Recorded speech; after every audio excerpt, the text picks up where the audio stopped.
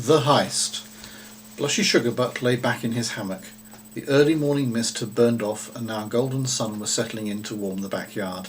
Today was going to be quite a day. If things went well, by the evening he and his sidekick Honey Pie would be several tins of giant cookies better off. Today was the day of the heist. Bo Diddley worked away in her kitchen. Flour, chocolate, milk and sugar lay arranged before her on the worktop. She busied herself mixing, pouring and moulding. She was creating the largest batch of cookies that she had ever made. A whole month's worth of cookies in one go. Every flavour under the sun and then some. Large ones, small ones, and for the first time, giant cookies. She would have fun making these. Honey Pie was in her room dressing. She wanted to make a big impression. She had on her orange skirt, you know, the one with 4 pockets, 2 patrons on the front and then 2 hidden ones in the side. That's where she would keep what she needed to play her part in the big job. She giggled to herself. She loved it when she and Blushy went on the road. Who could forget the chocolate bar snatch? They got away with a lot that day. OK, so maybe it wasn't the wisest thing to do to put them all in a tin box in the full glare of the sun, but these things happen. She twirled a string of painted wooden beads around her neck and tied a pretty yellow scarf bandana style so that she could pull it up over her mouth when the big moment came. She grabbed her old felt hat and pulled it hard down onto her head. The swan's feather that she had found down by the creek was starting to look a little droopy. I must see if I can find another, she murmured out loud to herself. Putting her feet into her canvas shoes, they wouldn't make any noise, she toddled out of her room to find her partner in crime. Blushy was hard at work, resting his eyes. Preparing for a heist was such hard work, and he was even now thinking about the best way to plan for it. His arm hung lazily, and one foot revealed that he had a hole in his sock where his big toe was. This wasn't going to be easy. Bo Diddley wouldn't dream of leaving the kitchen while she had cookies on the go. She wasn't stupid. She just knew that the scent of her cookies was so good that every no-good, low-down hood in the neighbourhood would want to risk their arm if they could. He recalled that one Saturday she had left a tray to cool and they had all disappeared. Not a single person in church on Sunday could look her in the eye, and so many appeared to have cookie crumbs on their lips. He'd pulled over a mega heist that day. Nope, he and Honey Pie would have to proceed with caution.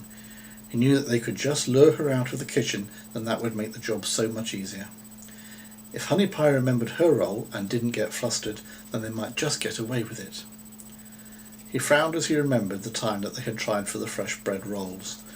Honey Pie had only called Bo Diddley out into the hallway, complaining of having cut herself, and Blushy would sneak in through the window.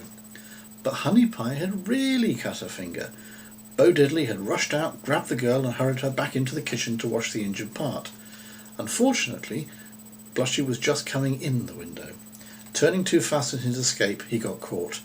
Bo Diddley had hauled him back inside and made him do all the washing up for a week. He wouldn't forget that experience in a hurry and was not keen to repeat it. No sir, today's heist was going to be conducted with military precision, whatever that meant. Honey Pie was playing peekaboo with the kitty. She had momentarily forgotten that she was the state's crime queen and was just having a fun time. Blushy brought her up with a start though. What are we going to do with the cookies when we've got them? he inquired. Do a Girl Scout sale perhaps? He laughed. Honey Pie didn't think that was such a bad idea, except that Blushy would look awful in a Girl Scout uniform. But selling them wasn't so bad. We could take them over to town and sell them at the market, she volunteered. We'd make a bunch of money there. Blushy pondered the idea. Not bad, but if we get caught, he thought long and hard. Is there something that we actually want that we could swap the cookies for? Honey Pie thought. She could always use shiny things. Girls just love shiny things. Everyone knows that. But she couldn't think of a specific shiny thing that she wanted right now. Well, we'll grab them and we'll work out the fine deal later, grunted Blushy. How close is she getting to getting them out of the oven? Honey Pie trotted over to the kitchen window. Bo Diddley looked out at her. They're not ready yet, and when they are, you and Blushy aren't getting more than 2 small ones each, okay? Honey Pie nodded. 2 small ones free was better than none. But they wanted the lot. She scampered back to Blushy. Not ready yet, she panted. Then she squealed as the kitty jumped on her leg and stuck its claws in. Oh, silly kitty, stop that! She was quite startled when suddenly Blushy swung out of the hammock crying, "That's it, you're a genius," and patted her on the head. She was pleased that she was a genius, but she didn't know exactly why. Was it the quick way of making the bed that she'd taught Blushy, or perhaps the fact that she could get out of her bedroom window and onto the porch roof without being heard? She'd shown him that trick too. The secret was to hold on to the rose trellis beside her window and not the drain pipe. But no, Blushy clearly meant something else. "We'll put Kitty in through the window. Bo Diddley can't stand animals in the kitchen. She's bound to shoo him out, and then we can grab the goodies and get away." Honey Pie clapped her hands and giggled. She was a genius. Must be true, because Blushy said so. The two desperadoes waited and waited. Presently the delicious smell of fresh-cooked cookies wafted in their direction. Both drooled as they dreamed of pleasure and treasure to come. At last they heard the telltale sounds of metallic baking trays being put down on the worktops. "She's cooling them," whispered Blushy. "5 more minutes and we'll make our move. Go get Kitty." Honey Pie slipped across to the barn where she knew the cats would be congregating, waiting for old Emily, the farm cow, to be milked. They enjoyed their daily dose of fresh milk. Honey Pie bent over and slipped her hand under Kitty's tummy. "Come on, Kitty, there's work to be done." Kitty wasn't too happy about being moved, but she let Honey Pie carry her anyway. "Okay," Blushy said, "let's go. Let's put Kitty through the kitchen window." Blushy pulled a box over to beneath the window. He stood back and pondered his handiwork. "Okay, it looks secure enough. I'll climb up and you hand me Kitty. Once she is in, we'll wait for Bo Diddley to see her, and then, when she's chasing her out, I'll jump in, grab the cookies and pass them out to you. Is that clear?" Honey Pie nodded. Blushy loved to be bossy. He wasn't very good at it, but she knew that he felt important when he took charge of stuff. Blushy climbed up and took Kitty from Honey Pie.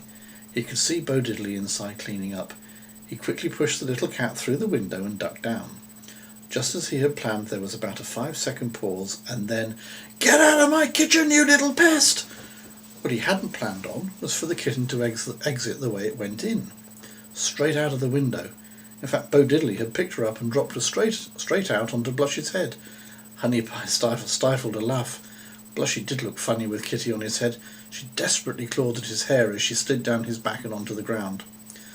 Blushy climbed off the box and came over to Honey Pie. "Catch her quick! If we put her back in that way again, Bo Diddley is bound to shoo her out the door next time." They repeated their efforts. Kitty was less cooperative this time, but eventually she was in. They listened, and sure enough there was another explosion from within. This time, though, no cat came out of the window. Cautiously Blushy climbed in through the window, and inside his eyes met a mouth-watering sight. Row after row of chocolatey cookies met his eye, oatmeal ones, pecan too. He grabbed as many as he could and started to throw them through the window. Honey Pie picked them up and even caught some as they came to the window, and quickly put them in a big box that she had found specially for the occasion. There was a pause, followed by a cry. Blushy was coming back through the window. Honey Pie could see his head, shoulders and torso coming through, and then suddenly unseen hand closed the window down onto his back, and he was stuck fast. "Help me, Honey Pie," called the frantic Blushy, but it was no good. There was nothing that she could do. Honey Pie pulled up a box and sat in the yard watching Blushy's face, as Bo Diddley reminded him exactly who is the boss of the house. His yelps could probably be heard halfway round the world. She munched absent-mindedly on a cookie. Silly Blushy. He should know better than to use windows for his heists. If he had asked, Bo Diddley would probably have given him some cookies. Then she smiled. She was glad that it wasn't her rear half trapped in the window. Then she saw Bo Diddley beckoning to her. She gulped and slowly, very slowly, started to walk over to the house. Trouble looked like it was on its way. Maybe a gangster's mole wasn't so much fun after all. The end.